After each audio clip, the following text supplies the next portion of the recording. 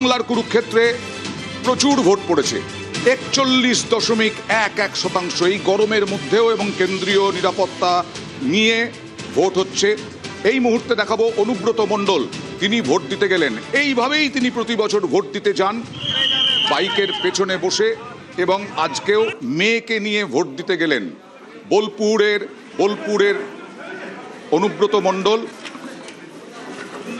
তিনি ভোট দিতে গেলেন,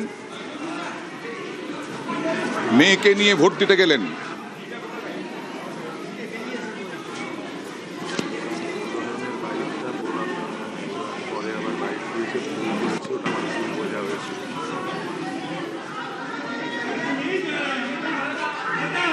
মানুষের জন্য একটাই বলবো, সুস্থভাবে ভোট করুক, কুলকুল ঠান্ডা আরামসে ভোট করুক।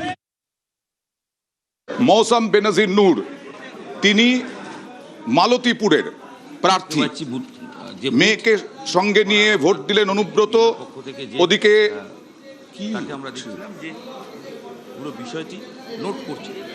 তৃণমূল ছেড়ে কংগ্রেসে যোগ দিয়েছেন মৌসাম বেনাজির নূর, তিনি আজকে কি বললেন দেখুন। কি বলেন, কতটা আশাবাদী মালতীপুর বিধানসভা কেন্দ্র থেকে জেতার ব্যাপারে আপনি?